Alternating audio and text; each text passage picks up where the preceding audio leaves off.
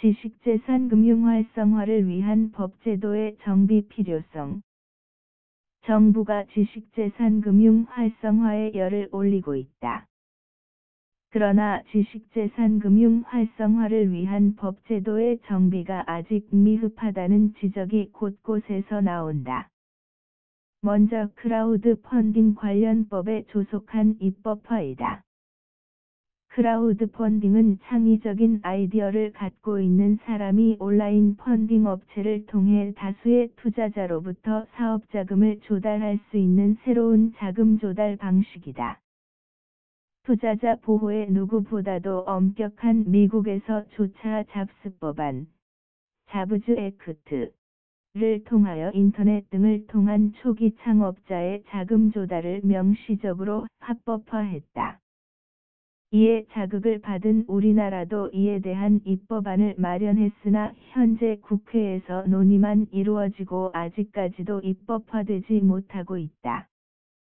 우리도 크라우드 펀딩 업자에게 투자자 보호를 위한 각종 관리 의무를 부과하면서 인터넷 등으로 자금 조달이 원활하게 되도록 하는 법제도를 하루속히 도입해 이를 활성화해야 한다. 전통적인 지식재산 금융의 활성화를 위해서는 담보에 준하는 새로운 제도적인 장치를 강구할 필요가 있다.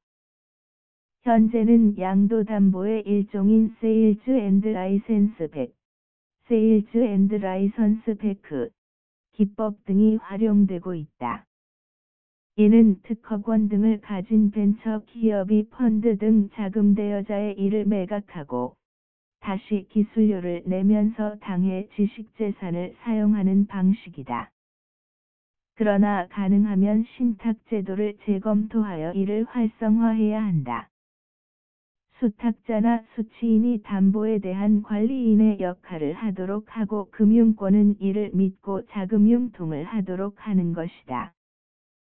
특히 수탁자가 대기업인 경우 지식재산의 소유자인 신탁자의 부실이 혐오인을 수탁자가 이를 보완해 지식재산 금융의 활성화에 기여할 수 있을 것으로 보인다.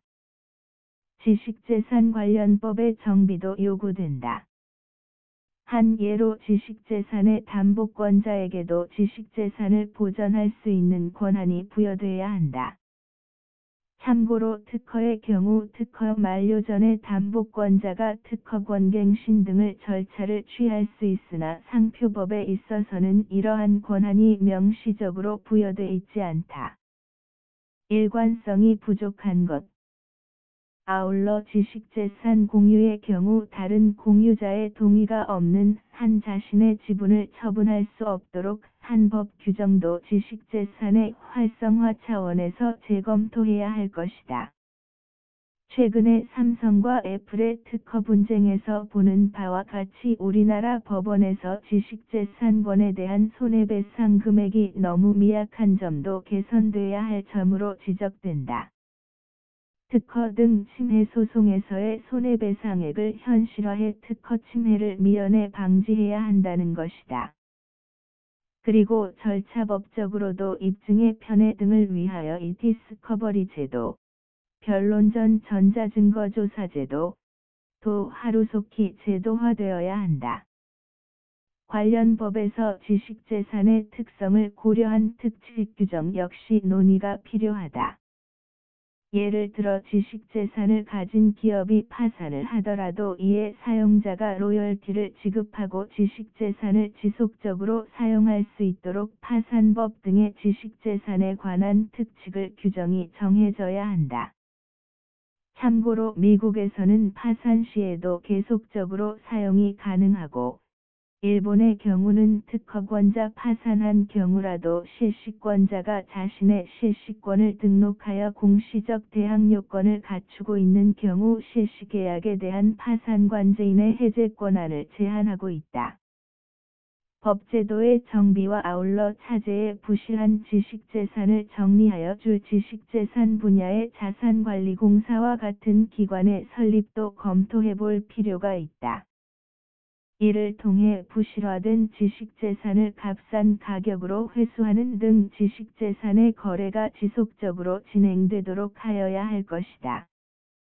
그리고 지식재산 분야의 불확실성을 줄이기 위하여 관련 보험제도 역시 활성화해야 한다. 그리고 필요하면 전담 공공기관을 신설하는 방안도 도입해야 할 것이다. 정부는 현재 시중은행과 손잡고 지식재산, IP, 금융상품을 개발하는 등 지식재산 금융 활성화에 힘은 모으고 있는 상황이다. 지식재산 금융의 중요성을 모두가 재인식해 관련 법 제도의 정비가 하루속히 이루어지기를 기대해 본다.